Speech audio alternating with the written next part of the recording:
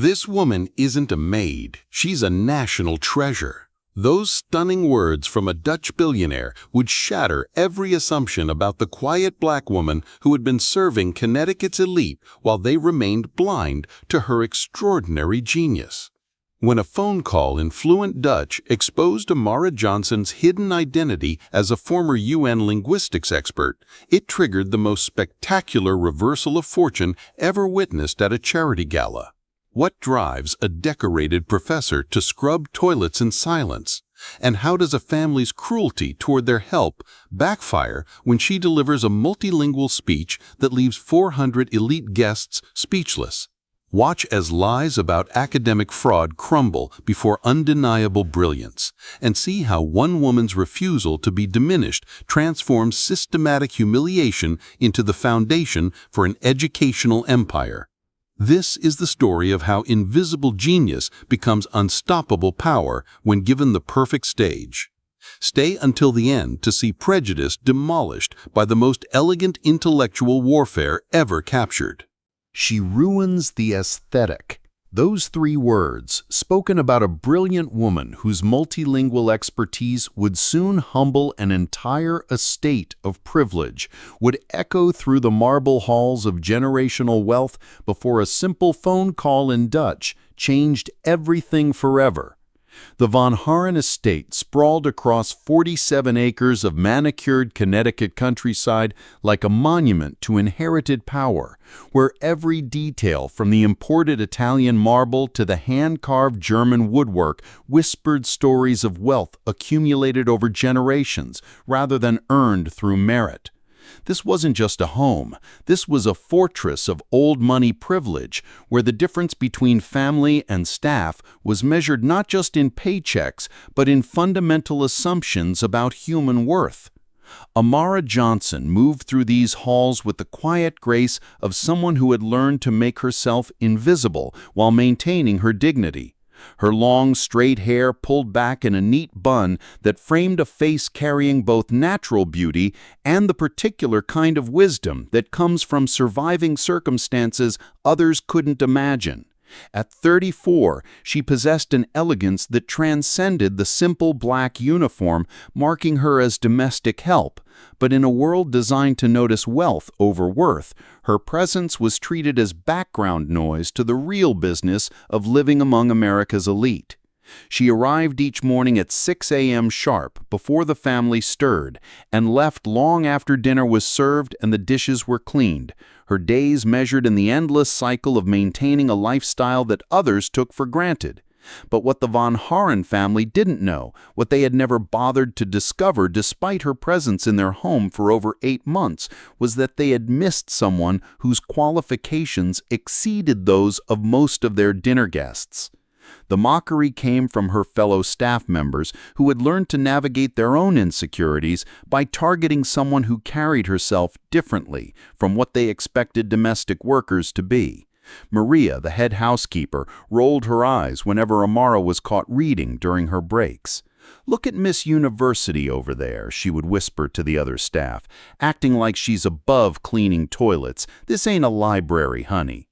But the cruelest cuts came from Victoria Von Haren, the 26-year-old daughter whose sense of superiority had been carefully cultivated through private schools and European finishing programs that had taught her manners, but not humanity. Victoria moved through her family's estate with the casual entitlement of someone who had never questioned whether her comfort came at the expense of others' dignity. "Why is the help always reading?" Victoria complained to her father during breakfast, her voice carrying the particular disdain that comes from someone who mistakes education for intelligence and confuses privilege with worth. "She acts like she's some kind of intellectual. It's honestly embarrassing when guests notice."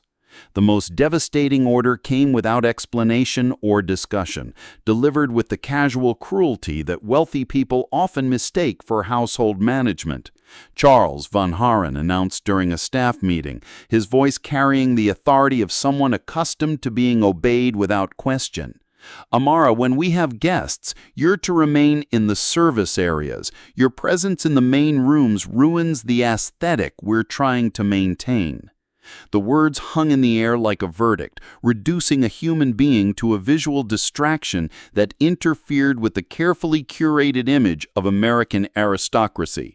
But Amara simply nodded, her composure intact even as something deeper than professional pride was being systematically attacked by people who had no idea they were dismissing someone whose qualifications exceeded those of most of their dinner guests.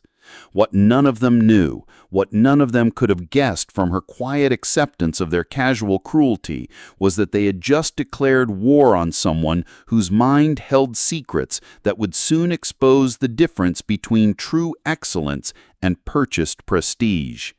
If you've ever been judged by your circumstances rather than your capabilities, if you've seen brilliance dismissed because it didn't come wrapped in the package people expected, hit that like button right now. Share your own story of being underestimated in the comments below, and subscribe to this channel, because what happens next will prove that sometimes the most dangerous person in any room is the one everyone assumes doesn't belong there. Right at that moment, as Amara absorbed the cruel decree about ruining the aesthetic, she retreated to her small staff quarters, where the walls held secrets that would have shattered every assumption the von Haren family had made about the woman they dismissed as decorative interference. What lay hidden in that modest room told a story of brilliance destroyed by hatred and dreams deferred by forces beyond any individual's control. In the privacy of her cramped quarters, Amara's composed mask finally cracked as she clutched a faded photograph with trembling hands. The image showed a younger version of herself standing confidently at a university podium, her academic regalia marking her as Dr. Amara Johnson, professor of comparative linguistics at the University of Amsterdam. Behind her, a banner read, "International Conference on African Language Preservation," and her smile radiated the kind of joy that comes from doing work that matters to the world. That photograph represented everything she had lost, everything that had been stolen from her by people who couldn't tolerate seeing a black woman excel in spaces they considered their exclusive domain. The University of Amsterdam had been her sanctuary, where her research on endangered African languages had earned international recognition, and where her fluency in 7 languages had made her a sought-after consultant for diplomatic missions and cultural preservation projects.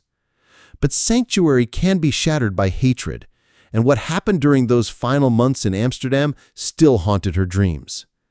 The racist hate group had started with graffiti on her office door, escalated to threatening emails filled with language so vile she couldn't repeat it, and culminated in the night they vandalized her apartment with symbols that made her neighbors cross the street to avoid looking at her. The university's response had been swift and devastating, but not in the way she had hoped. Instead of protecting their distinguished professor, they had quietly suggested that her presence was becoming too controversial for campus safety. Her tenure was stripped away with bureaucratic efficiency. Her visa was revoked under pressure from nationalist politicians, and she found herself on a plane back to the United States with nothing but her education and a heart full of shattered dreams. The most painful part wasn't the loss of prestige or position. It was watching her life's work on African language preservation get shelved, knowing that entire dialects might disappear because her research couldn't continue. Every morning in the von Haren estate, she woke up knowing that she could be lecturing at the United Nations about linguistic diversity instead of scrubbing toilets for people who thought her intelligence was an affectation. But the photograph also contained her motivation, her reason for enduring the daily humiliations with quiet dignity. In the corner of the frame was a smaller photo tucked behind the main image, her younger sister Zara, wearing her Atlanta University sweatshirt and beaming with the pride of a first-generation college student. Every dollar Amara earned cleaning the von Haren estate went towards Zara's tuition, ensuring that at least one Johnson woman would have the chance to use her brilliant mind without having it torn away by forces beyond her control. As she carefully placed the photograph back in its hiding place, Amara whispered a promise that had sustained her through months of invisible servitude. "They can take my title, they can take my position, but they cannot take what's in my head. And when the moment comes, they'll remember that brilliance doesn't disappear just because you refuse to see it. What she didn't know was that moment was coming sooner than she imagined, and it would arrive in the form of a language they thought she couldn't possibly understand. No one expected what happened during that Sunday brunch, because sometimes the universe creates perfect moments where hidden knowledge becomes a matter of life and death, and what started as routine service would reveal the dangerous gap between assumed superiority and actual expertise. The Von Haren family's weekly brunch was a carefully orchestrated display of refined taste, where imported cheeses, artisanal breads, and vintage wines created the backdrop for conversations about stock portfolios and European vacation plans. Amara moved through the dining room like a ghost, refilling crystal glasses and replacing silver serving pieces, while the family discussed business ventures and social connections with the casual confidence of people who had never doubted their place in the world. But it was Charles von Haren's severe food allergies that transformed routine wine service into a potential medical emergency. His reactions to sulfites were so severe that even trace amounts could trigger anaphylactic shock, a fact that Amara had quietly noted during her months of service, while the family treated her presence as wallpaper rather than acknowledging her as someone capable of observation and memory. When Victoria casually ordered the 2018 Chateau de Beaucastel for her father, Amara's trained mind immediately recognized the danger. That particular vintage contained sulfite levels that could kill Charles within minutes, but pointing out the mistake would require breaking the cardinal rule of her employment, speaking when she hadn't been spoken to, existing as more than decorative background. "Excuse me," Amara said quietly, her voice barely audible above the conversation about the family's upcoming charity gala. "Mr. Von Haren, that wine contains sulfites that might conflict with your dietary restrictions. Perhaps the Domaine de la Côte would be a safer choice." The silence that followed was deafening. Charles's face went red with a fury that had nothing to do with allergic reactions and everything to do with having his authority questioned by someone he considered intellectually inferior. His pale blue eyes fixed on Amara with the kind of cold anger that comes from people who mistake politeness for permission to be cruel. "I didn't ask you," he snarled, his voice cutting through the refined atmosphere like broken glass. "Know your place." Victoria's smirk was predatory as she sensed an opportunity to reinforce the household hierarchy that kept people like Amara in their assigned roles. "Seriously, why is the help always eavesdropping on family conversations? Does she think she's family now?" The cruelest blow came from Mrs. Henderson, one of the family's longtime social circle, whose laugh carried the particular cruelty that wealthy women perfect in finishing schools. "Let her play smart," she said, examining her manicured nails with theatrical boredom. "I bet she can't even spell half the wines on your list, Charles. Probably learned everything she knows from watching YouTube videos." Amara stood perfectly still, absorbing each insult, while her mind cataloged not just their cruelty, but their dangerous ignorance.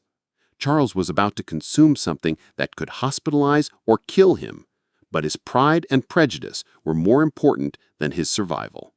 She had offered her expertise freely, motivated by genuine concern for human life, and received mockery in return.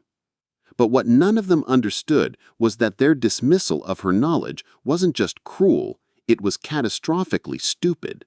In less than 24 hours, their assumptions about her capabilities would be shattered in a way that would expose their ignorance to the entire Connecticut elite community. The lesson they were about to learn would prove that underestimating someone's intelligence isn't just morally wrong, it's sometimes genuinely dangerous for everyone involved. Right at that moment, as the family's laughter over her presumptuous wine knowledge echoed through the dining room, fate was preparing to deliver the most perfect revelation in the most unexpected way. What happened next would shatter every assumption they had made about the woman they dismissed as intellectually inferior, proving that brilliance has a way of revealing itself at exactly the moment when ignorance becomes most dangerous. Amara was clearing the dessert plates when her phone buzzed with an international call, the distinctive ringtone cutting through the afternoon conversation like an alarm. She glanced at the screen, and her composed expression flickered for just a moment. This was a call she couldn't ignore, a call that would either save her reputation or destroy what little remained of her academic legacy. "Nemen kwalik," she said quietly, excusing herself in Dutch as she stepped toward the service corridor. But before she could escape the dining room completely, Charles's voice stopped her cold. "Answer it here," he commanded, his tone carrying the authority of someone who viewed privacy as a privilege reserved for people he considered equals. "I don't pay you to take personal calls during work hours."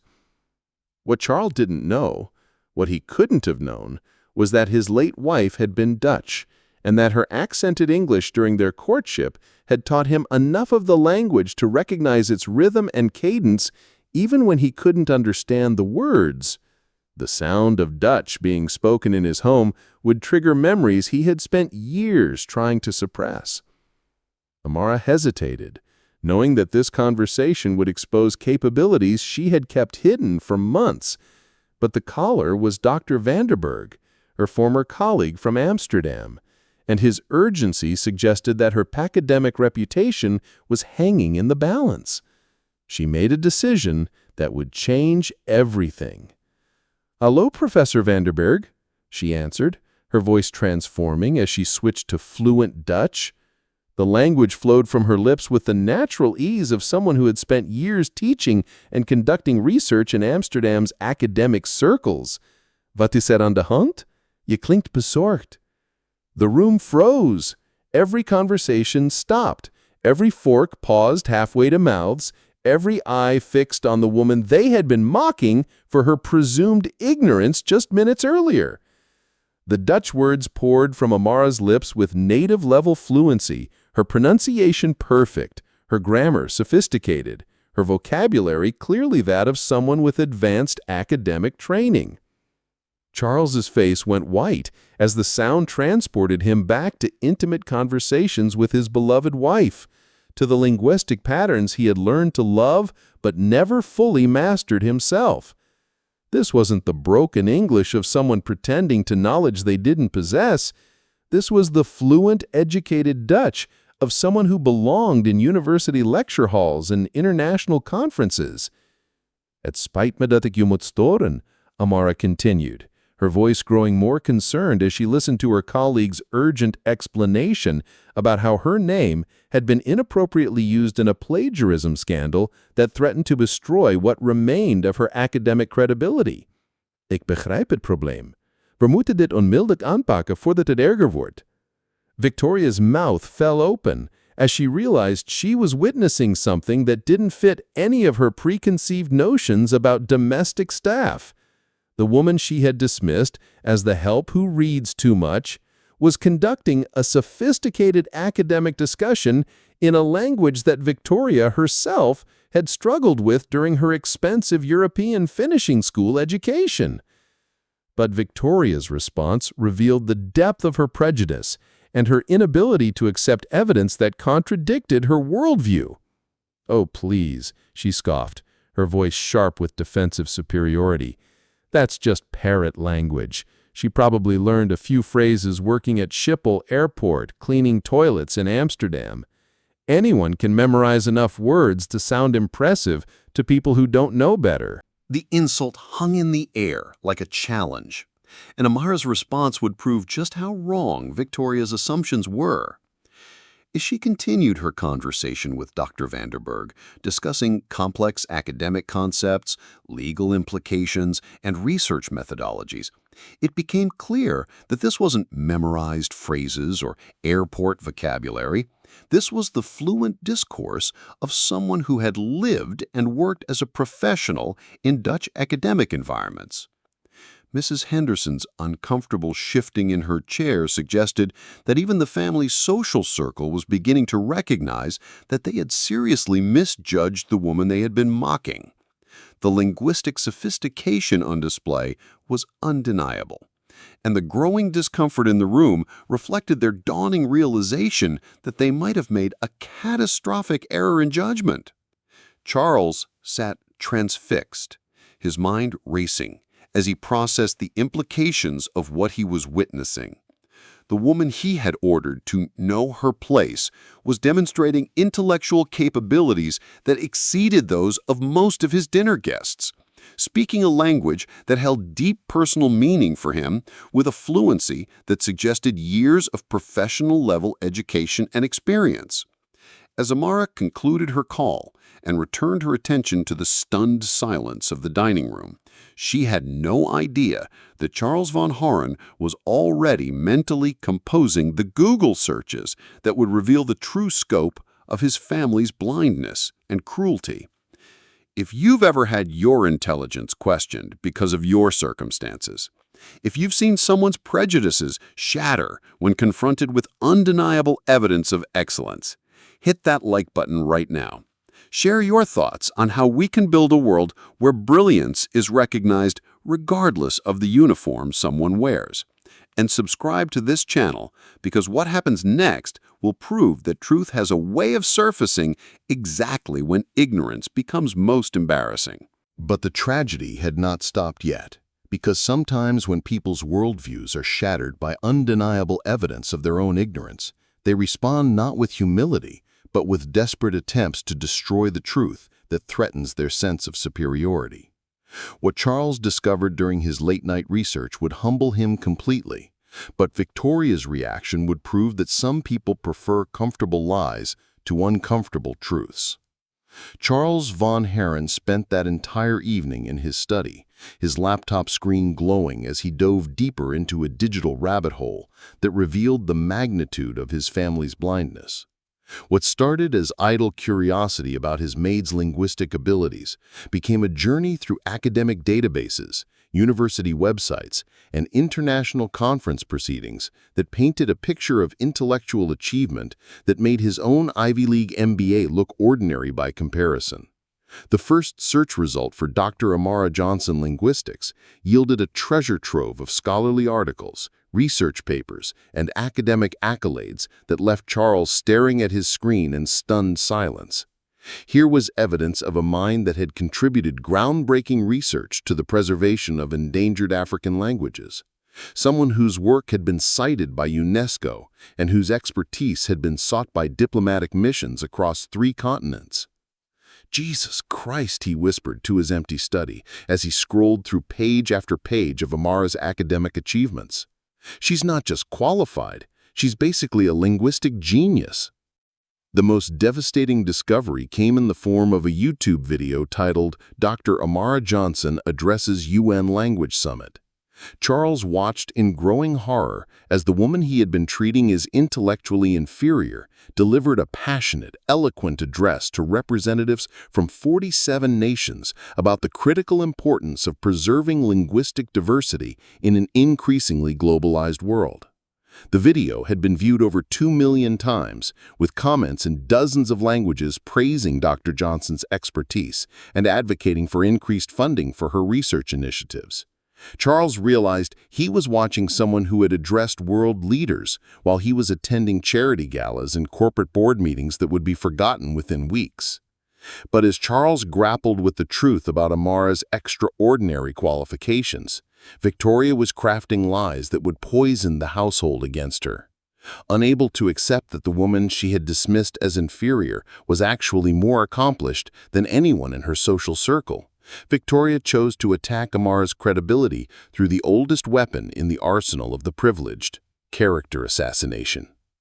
"I've been doing some research too," Victoria announced to the household staff the following morning, her voice carrying the false authority of someone who had spent the night constructing elaborate conspiracies rather than confronting uncomfortable truths.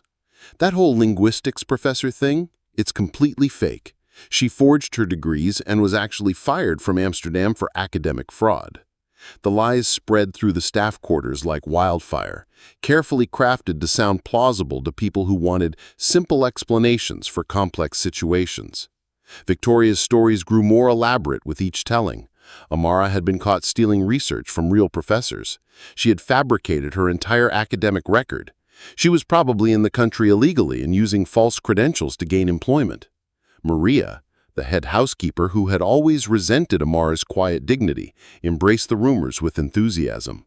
"I knew something was off about her," she declared to anyone who would listen. "Real professors don't end up cleaning toilets. She was probably just a janitor at some university and made up the rest." The cruelest manifestation of the poisoned atmosphere came when Amara discovered the word liar written in bleach across her cleaning cart, the harsh chemical burning through the fabric and leaving permanent scars that matched the emotional damage being inflicted on her reputation. Someone had taken the time to destroy her equipment while ensuring that the message would be impossible to remove or ignore. But the most devastating blow came from Charles's assistant, Patricia, who had been tasked with conducting a more thorough background check on their mysterious maid.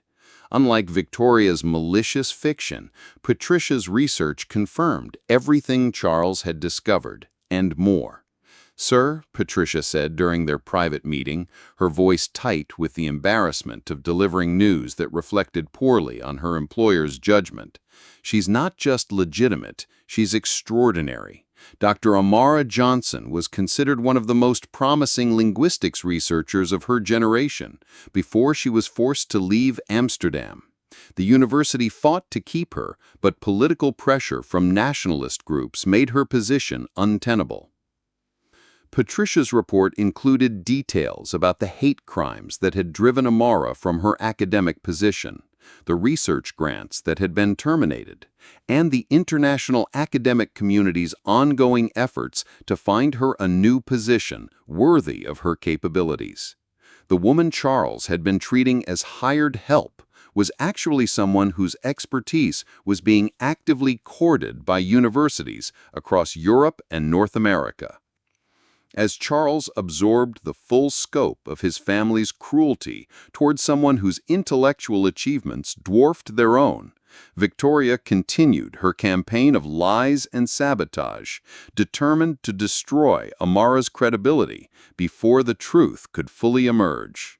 But truth has a way of surfacing at exactly the moment when lies become most dangerous. And Charles von Haren was about to provide Amara with the perfect stage to demonstrate that brilliance cannot be hidden forever, no matter how many people profit from refusing to see it. Right at that moment, as Victoria's lies poisoned the household against Amara, and Charles wrestled with the truth about his own blindness, the universe was orchestrating the perfect storm that would force everyone to confront the difference between inherited privilege and earned excellence. What happened at the Von Haren Foundation's annual charity gala would transform a private family crisis into a public reckoning that would expose Victoria's cruelty while vindicating everything Amara had endured in silence. The crisis began 3 hours before the gala's start time, when Charles received a frantic call from his event coordinator. "Mr. Von Haren, we have a catastrophic problem," she announced, her voice tight with the panic that comes from watching carefully laid plans collapse. "Our Dutch interpreter just canceled. Food poisoning. Mr. Vanderberg flew in specifically for tonight's presentation about the African Education Initiative, and without translation, we'll lose a $5 million donation." Jan Vanderberg was more than just another wealthy donor. He was the CEO of Europe's largest educational technology company, and a man whose philanthropic investments could make or break humanitarian initiatives across 3 continents. His English was limited, his time was precious, and his decision to support the Von Haren Foundation's work in Africa depended entirely on tonight's presentation going flawlessly. Charles's mind raced through options that didn't exist. Professional interpreters were booked months in advance for events of this caliber, and the handful of Dutch speakers in his social circle lacked the technical vocabulary needed to discuss educational infrastructure and linguistic preservation programs. That's when the irony of his situation hit him like a physical blow. He had the perfect solution living in his own household, but Victoria's lies had created an atmosphere where acknowledging Amara's expertise would require admitting the family's catastrophic misjudgment. "I have a solution," Charles announced to his family as they gathered for pre-gala preparations, his voice carrying the weight of someone about to make a decision that would change everything. "Amara can handle the interpretation. I've discovered that her linguistic qualifications are substantial." Victoria's reaction was immediate and explosive, her voice rising to a pitch that made the chandelier crystals vibrate with her fury. "You cannot be serious," she shrieked, her carefully applied makeup unable to hide the genuine panic in her eyes. "You're going to let a fraud represent our family in front of the most important donors in Connecticut? She'll humiliate us." But Charles had spent sleepless nights researching Amara's background, and his guilt over months of cruelty had transformed into determination to make amends in the most public way possible. "She's not a fraud, Victoria," he said quietly, his voice carrying the authority of someone who had finally chosen truth over comfort. "She's more qualified than anyone we could have hired." The charity gala unfolded in the Von Haren Estate's grand ballroom, where crystal chandeliers cast warm light over Connecticut's elite, while servers in black uniforms moved silently through crowds of people whose names appeared on museum wings and university buildings. The irony wasn't lost on Charles that Amara had served these same people for months while they remained oblivious to the intellectual giant moving invisibly among them. When the moment came for Mr. Vanderburg's presentation, Charles took the stage with an introduction that would either vindicate his decision or destroy his family's reputation. "Ladies and gentlemen," he began, his voice carrying clearly through the ballroom's perfect acoustics, "tonight's interpretation will be provided by Dr. Amara Johnson, whose expertise in African linguistics and educational policy makes her uniquely qualified to help us understand Mr. Vanderburg's vision." Victoria's gasp was audible even from the back of the ballroom as she realized that her father had just publicly acknowledged Amara's credentials in front of every influential person in their social circle. But her outrage boiled over into a public spectacle that would define her character for everyone present. "You're letting a fraud speak for our family?" Victoria shouted, her voice cutting through the polite murmur of the crowd like broken glass. "She's been lying about her qualifications for months. This is humiliating." The silence that followed was deafening, as 400 of Connecticut's most powerful people turned to witness a family drama playing out on the stage of their most prestigious social event. Phones appeared discreetly as guests realized they might be witnessing something worth documenting. That's when Amara stepped onto the stage, and the transformation was breathtaking. Gone was the humble maid in her service uniform, replaced by a woman whose natural authority and intellectual confidence filled the room like a force of nature. She wore a simple black dress that somehow looked more elegant than the designer gowns surrounding her, and when she spoke, her voice carried the kind of quiet power that comes from years of addressing world leaders and international conferences. What happened next would be replayed on social media for weeks, analyzed by linguistic experts, and become a case study in how brilliance reveals itself when given the proper stage. Amara was about to prove that some battles are won not through anger or retaliation, but through the simple act of demonstrating excellence so undeniable that even the most prejudiced observers are forced to acknowledge it. No one expected what happened next, because sometimes the most powerful moments occur when genius finally gets the stage it deserves. And what Amara delivered that night would not only silence every critic, but transform her from invisible domestic help into the most talked-about intellectual in Connecticut's elite circles. Amara approached the microphone with the composed confidence of someone who had addressed far more intimidating audiences than Connecticut's social elite, her presence commanding the kind of respectful attention that money can't buy but expertise naturally commands. The 400 guests who had been witnessing Victoria's public meltdown now found themselves holding their breath as they prepared to discover whether Charles von Haren had just made the most brilliant decision or the most catastrophic mistake of his social career. Goedenavond, dames en heren. Amara began, her Dutch flowing with the natural grace of someone who had spent years teaching and conducting research in Amsterdam's most prestigious academic institutions. The pronunciation was flawless, the intonation sophisticated, and the confidence unmistakable. This wasn't someone reciting memorized phrases, but a linguistic professional operating in her native intellectual environment. Mr. Vanderburg's face lit up with genuine surprise and delight as he realized he was in the presence of someone who could match his own linguistic sophistication. "Wat een verrassing!" he exclaimed, his relief evident as he recognized that the evening's presentation could proceed without the stilted awkwardness that often accompanies poor translation services. But Amara was just getting started. As Vanderburg launched into his complex presentation about educational infrastructure development in rural African communities, she seamlessly translated not just his words, but the nuanced concepts behind them, demonstrating a depth of understanding that extended far beyond linguistic mechanics into the realm of genuine expertise in international development and educational policy. "The challenge we face," Amara translated, her voice growing stronger as she found her rhythm, "is not simply providing access to education, but preserving the linguistic heritage that makes each community unique while preparing students for a globalized economy." The audience leaned forward, captivated not just by the content, but by the realization that they were witnessing someone whose intellectual capabilities were being revealed in real time. This wasn't just translation. This was expert commentary from someone who clearly understood the subject matter at a level that suggested years of professional involvement in exactly these types of initiatives. Then came the moment that would be replayed thousands of times across social media platforms and become legendary in Connecticut's social circles. Mr. Vanderburg, energized by having such a sophisticated interpreter, began speaking rapidly in Dutch about complex pedagogical theories, then spontaneously switched to German to quote educational research from Berlin universities, testing whether his interpreter could keep up with his intellectual excitement.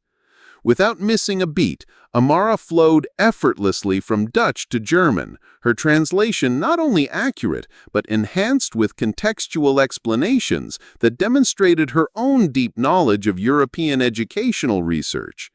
The audience gasped audibly as they realized they were witnessing someone operating at a level of intellectual sophistication that few of them could match. But the most stunning moment came when Vanderburg, overwhelmed with enthusiasm for having found someone who truly understood his work, began discussing his foundation's projects in East Africa and spontaneously switched to Swahili to quote a Kenyan educator whose wisdom had influenced his approach to cultural preservation in education. The ballroom fell silent as Amara paused for just a moment, a slight smile playing at the corners of her mouth as she prepared to demonstrate the full scope of her linguistic mastery. When she began speaking in fluent Swahili, translating not just the words but the cultural context behind them, the audience erupted in spontaneous applause that had nothing to do with politeness and everything to do with genuine amazement. Mr. Vanderburg was so stunned that he temporarily forgot about his presentation, turning to address Amara directly in rapid Dutch. "Dit is ongelooflijk. U bent geen tolk. U bent een nationale schat. Where have you been hiding this treasure, Charles?" Amara's translation of his amazement drew laughter from the audience, but Vanderburg wasn't finished expressing his astonishment. "Ladies and gentlemen," he said, switching to his heavily accented English to address the room directly, "this woman is not a maid, not a translator. She is a national treasure. Her understanding of African linguistics and educational policy is extraordinary. Charles, you have been hiding a genius in your household." The silence that followed was crushing in the implications for Victoria, who had spent months dismissing and sabotaging someone whose intellectual achievements exceeded those of everyone in the room. But Charles von Haren was about to deliver the most public acknowledgement of his own blindness and the most complete vindication of Amara's worth. Charles approached the microphone with the slow deliberation of someone about to make amends for months of inexcusable behavior. "Ladies and gentlemen," he began, his voice thick with emotion as he prepared to humble himself before everyone whose opinion had ever mattered to him. "I owe you all an explanation, and I owe Dr. Johnson the most profound apology that has ever been offered in this room." The formal use of Amara's title sent shockwaves through the audience as they realized that the woman they had ignored for months while she served their drinks and cleared their plates was actually more accomplished than most of the people she had been serving. "I have been blind," Charles continued, his voice growing stronger as he chose public humiliation over private cowardice. "Worse than blind, I have been comfortable in my blindness, allowing prejudice and assumption to blind me to the presence of extraordinary brilliance in my own home." What happened next would complete Amara's transformation from invisible domestic help to the most respected intellectual in Connecticut's elite circles, while simultaneously destroying Victoria's credibility. Right at that moment, as Charles's public confession of blindness hung in the air like a judgment on everything his family had represented, the universe was preparing to deliver the final chapter in a story that would transform not just individual lives, but entire communities. What happened over the next year would prove that sometimes the greatest victories come not from destroying your enemies, but from using their attempts to diminish you as fuel to build something extraordinary. Charles's formal apology that night had been just the beginning of a transformation that would reshape everything the Von Haren name represented.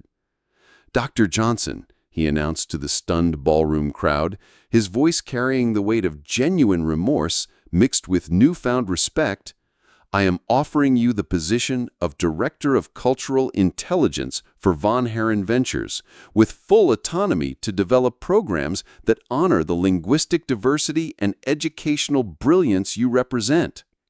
But Amara's response revealed something profound about her character and her vision for the future. "Mr. Von Haren," she said, her voice carrying the quiet authority of someone who had learned that true power comes from lifting others rather than accepting positions that might compromise your principles. "I appreciate your offer, but what I want isn't power, it's dignity. And more importantly, I want people who look like me to be seen for their potential rather than dismissed because of their circumstances." 1 year later, the transformation was complete and breathtaking in its scope. The Amara Johnson Institute for Linguistic Excellence occupied a beautifully renovated brownstone in the heart of Harlem, its walls lined with flags representing the 47 languages taught within its programs. Funded entirely by Von Haren Ventures, but operated with complete independence, the Institute had become a beacon of hope for young people whose intellectual gifts had been overlooked by traditional educational systems. The most powerful sight was Amara in her natural element, leading a seminar for 15 brilliant young black girls whose linguistic talents were being nurtured rather than dismissed. These weren't just language classes. These were training programs for future diplomats, international business leaders, and cultural ambassadors who would reshape how the world understood the intersection of language, culture, and power.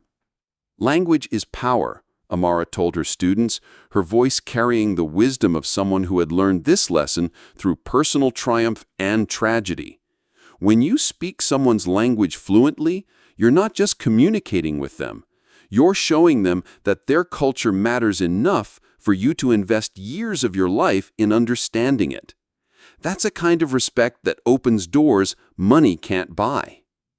The girls listened with the rapt attention of young people who finally had a role model who looked like them and had achieved things they had been told were impossible. These were students who had been dismissed by traditional schools, whose linguistic gifts had been ignored or actively discouraged, whose potential had been buried under assumptions about what young black women were capable of achieving. But perhaps the most satisfying moment came during Amara's viral interview with Anderson Cooper, where she was asked about the transformation from Maid to Institute director that had captured the nation's imagination. Her response would be quoted in graduation speeches and motivational seminars for years to come. "People ask me what changed my life," she said, her smile carrying both pain and triumph as she reflected on the journey that had brought her to this moment. "The truth is, being underestimated gave me a silent power that I learned to use strategically. Every time someone dismissed my intelligence, they were giving me information about their limitations while revealing opportunities for me to prove them wrong." The interview had been viewed over 10 million times, spawning hashtags like silent power and underestimated but not defeated that resonated with people around the world who had experienced similar dismissal and found inspiration in Amara's refusal to be diminished by other people's blindness. But the most poetic justice came in the form of Victoria von Haren's current circumstances. The investigation into her false claims about Amara had revealed a pattern of lies that extended to her own resume, including fabricated internships and degree credentials that had never existed. The revelation had destroyed her credibility in Connecticut's social circles and left her working a mid-level position at a marketing firm, where her name carried no weight and her opinions commanded no automatic respect. The final shot that captured the complete reversal of fortune showed Victoria watching Amara's Anderson Cooper interview from her modest apartment, her face reflecting the bitter recognition that she had destroyed someone whose achievements would always overshadow anything she might accomplish. The woman she had tried to humiliate with accusations of fraud had become an internationally recognized expert, while Victoria's own fraudulent claims had reduced her to exactly the kind of mediocrity she had once mocked. Meanwhile, Charles von Haren had undergone his own transformation, using his wealth and connections to support similar institutes in major cities across the country. His foundation's annual report featured a foreword written by Amara, acknowledging his growth while emphasizing that true change required more than individual apologies. It required systemic transformation of how society recognized and nurtured brilliance wherever it appeared.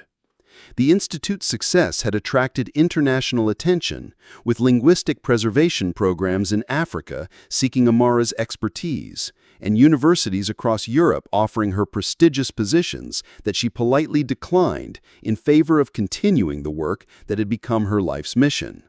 As the camera panned across the Institute's main classroom, where young women who might otherwise have been dismissed were mastering languages that would open doors across the globe, Amara's voice provided the perfect conclusion to a story that had begun with cruelty and ended with transformation. "The world tried to make me invisible," she said, her words carrying the weight of experience and the promise of possibility.